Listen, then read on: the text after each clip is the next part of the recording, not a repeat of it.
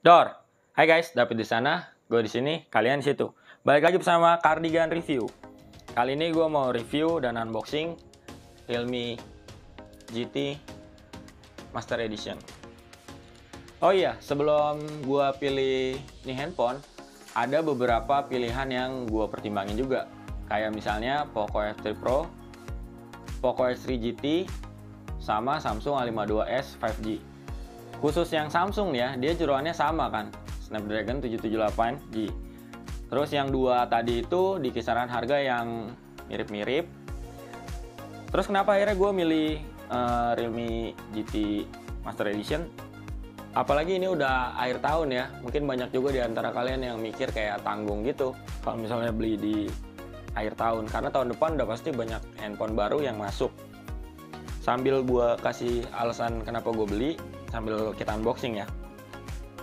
Ini seperti biasa cuma bubble wrap dikit karena gue beli di official store, biar lebih aman kalau misalnya ada apa-apa kan langsung resmi gitu. Ini variannya gue beli yang warna abu-abu ya, yang grey, yang viral itu, yang kayak koper.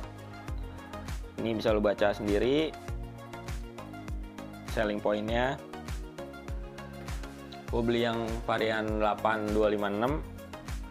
Jadi sebelum gue bahas kenapa gue beli ini, kita harus pertimbangin kelemahannya dulu. Kita harus berdamai dengan kelemahannya ini handphone dibanding dengan yang paling nggak yang tiga tadi gue sebutin itu.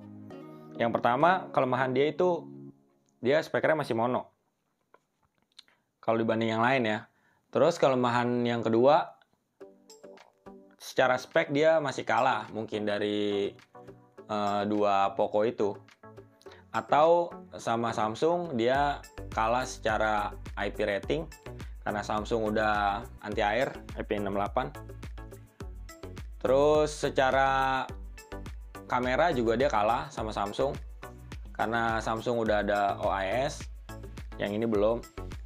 Tapi di bagian lain gue bisa bilang ini udah hampir rata ya, ada plus ada minus di situ. Nah terus alasan gue buat milih ini sambil kita buka ya. Alasan pertama itu kalau misalnya gue bandingin sama yang Samsung, itu adalah alasan harga. Karena dari segi harga ini lumayan jauh ya gapnya. Untuk Realme GT Master Edition ini, kalau lo bisa beli sekarang di official store-nya harganya cuma 5 juta. Stoknya tinggal 4 nih. Kalau misalnya lo buru-buru mungkin kebagian. Kalau di tempat lain bukan di official store, harganya tuh ada yang 53, 52,5, bahkan ada yang 5.700.000. Kalau misalnya Samsung itu harganya yang paling murah yang gue temuin sekitar 6 juta. Terus ada juga yang jual 6,5, 63. Jadi secara harga udah pasti ini menang Realme ya, lebih murah. Oke, sambil kita buka ya, kita disambut sama tulisan welcome to Realme family. Oke, thank you.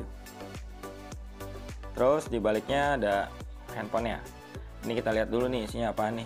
Kayaknya sih kitab suci nih, tuh kan, kitab suci handphone ya, ingat bukan kitab suci beneran, ntar gue dituntut undang-undang penistaan agama. Ini tuh kayak petunjuk pemakaian, terus sama alamat-alamat service center. Kita masukin, terus kita cek handphonenya. Oke, ini dia handphonenya yang desainnya desain koper oleh desainer Jepang ya, udah pada tahu sih.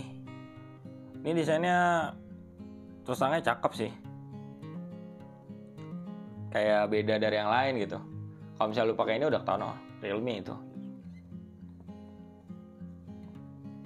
Ya bener cakep, setelah dipegang tuh kayak compact, terus dia kokoh, enak pokoknya dipegangnya. Oke, abis ini ada apa nih? Ayo tebak-tebakan. Oke, ada silikon. Jangan ditambahin ya, silikon udah nggak usah tambahin. Nih yang lembek-lembek itu silikonnya. Terus ada charger Type C pasti, sama ada pala charger, bukan pala batu. Pala batu mah cewek lu. Dia udah super dat ya, udah ngecasnya 67 watt. Terus ada inian juga, colokan ya, elah colokan. Ada SIM tray, ejector. Ini udah 67 watt, super dart charging. Dia ngecasnya udah cepet banget, katanya sih di bawah 45 menit. Kalau kata gue sih bisa di bawah 10 menit kalau ngecasnya dari 95%. Ya kocak loh. Oke, kita coba nyalain handphonenya sekarang. Nyala apa enggak nih? Kalau nggak nyala sekalian buat gue video komplain nih. Nggak jadi video buat YouTube, malah buat komplain.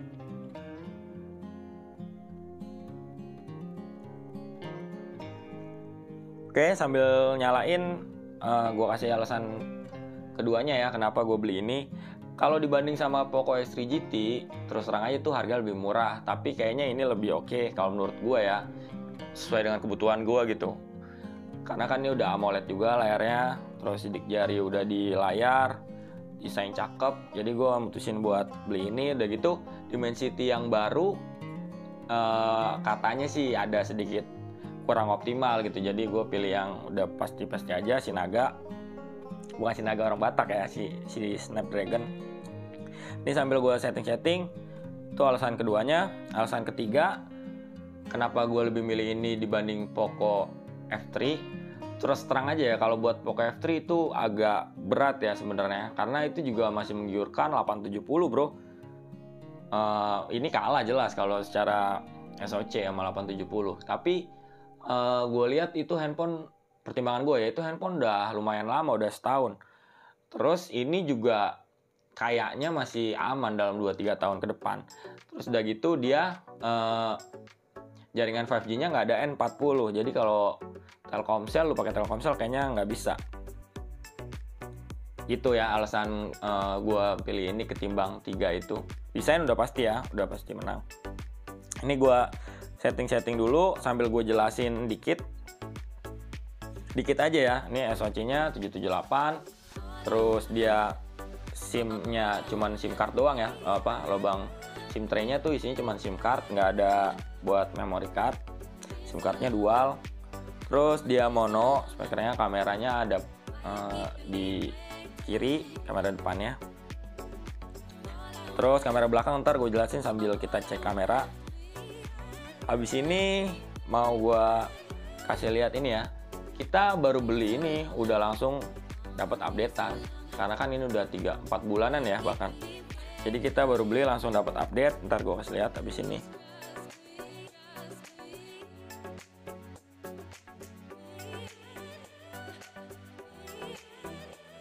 Oke, cakep ya tuh. Dia masih ada lubang jack juga ya, 3,5 mm. Oke, kita mau ke update, langsung update karena update-nya udah nongol.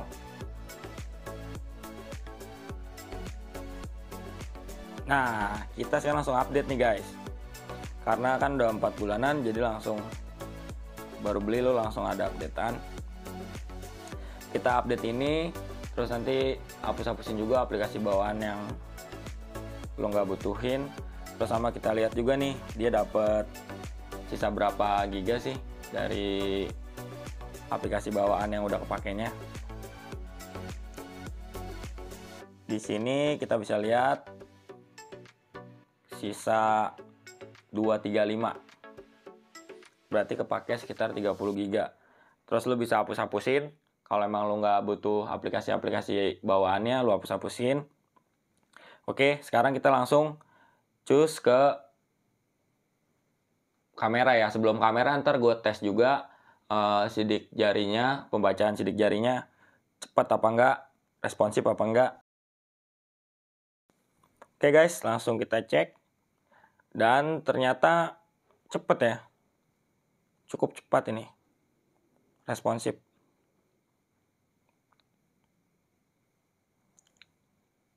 Ya, memuaskan sejauh ini. Habis ini gue mau cek kameranya, tetap simak ya. Oke guys, see you.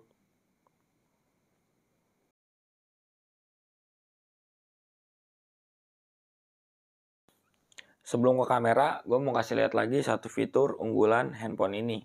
Sesuai namanya, dia ada mode GT. Yang artinya dia bisa meningkatkan performa sampai sangat pesat, katanya sih gitu ya. Ini di atasnya ada tulisannya GT, terus di sini kalau mau matiin tinggal matiin. Dia juga udah punya fitur kekinian ya, virtual RAM expansion. Jadi lo bisa nambahin RAM dari 2 GB, 3 GB sampai 5 GB. Ya udah, lanjut ke kamera ya guys. Simak.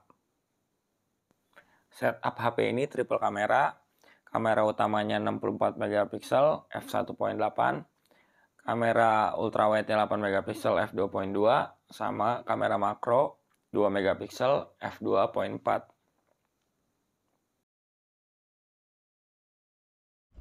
Oke guys, nih perekaman kamera depan 1080p 30 fps tanpa stabilisasi tambahan. Kayak gini stabilisasi. Agak jitter ya, gempa ya.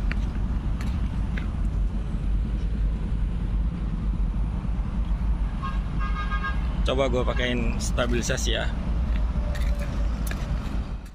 Oke, nih kalau udah pakai stabilisasi, dia jaraknya jadi sempit ya. Coba gue bawa jalan. Iya sih, ini lebih stabil. Ya. Kalau backlight,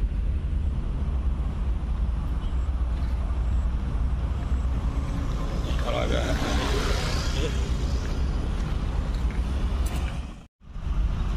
oke, ini perkembangan kamera belakang.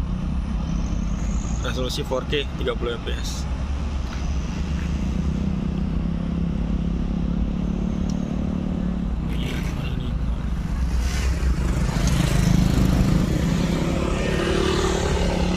Ini tanpa stabilisasi tambahan ya.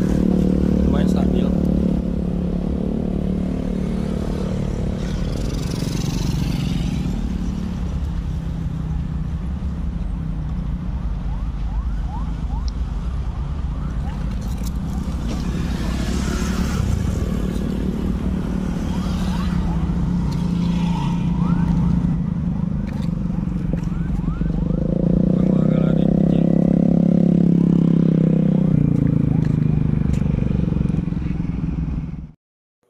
Sekarang gue mau coba fitur ultra stabilnya. Jadi tinggal diaktifin, di atasnya gini ultra stabilnya aktif. Gue pengen lihat kayak gimana sih kalau misalnya pakai fitur ini dibanding yang tadi. Yang tadi nggak pakai ya stabilisasi tambahan. Terus di sini maksimalnya 1080p 60 fps, nggak bisa 4K. Yuk kita cek.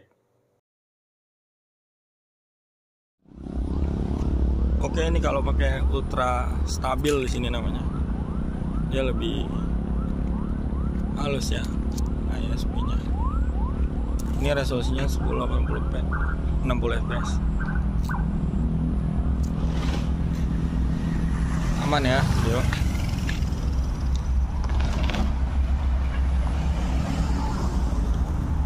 Coba lari.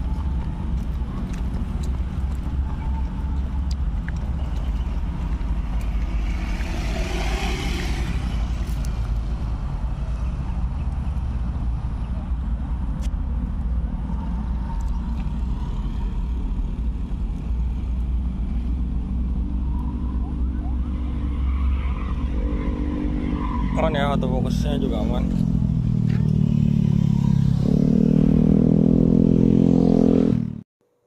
Terus di sini juga ada ultra stabil maksimal.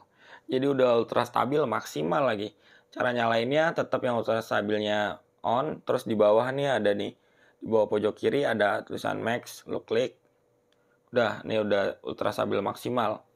Tapi dia resolusinya cuma bisa 1080p 30 fps dan nggak ada autofocus. Jadi dia fix fokus. Kita lihat kestabilannya, oke? Ya, begini kalau pakai ultra stabil maksimal.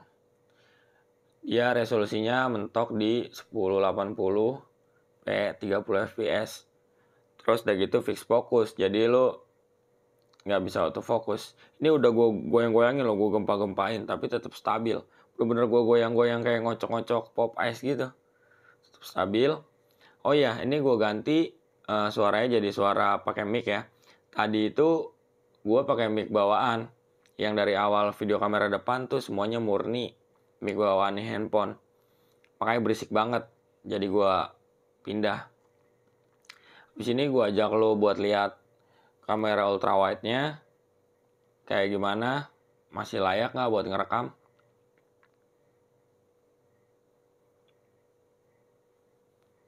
Ini dia kamera ultrawide-nya, resolusi maksimalnya 1080p 30 fps.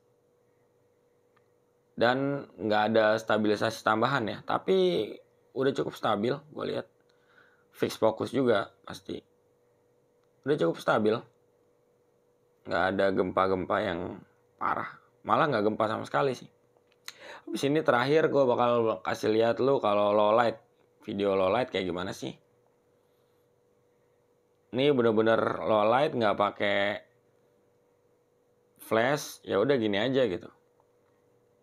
Dan hasilnya cukup oke kalau menurut gue. Ya udah, thank you ya udah nyempetin nonton video ini dari awal sampai akhir. Sampai ketemu di video selanjutnya. See you guys.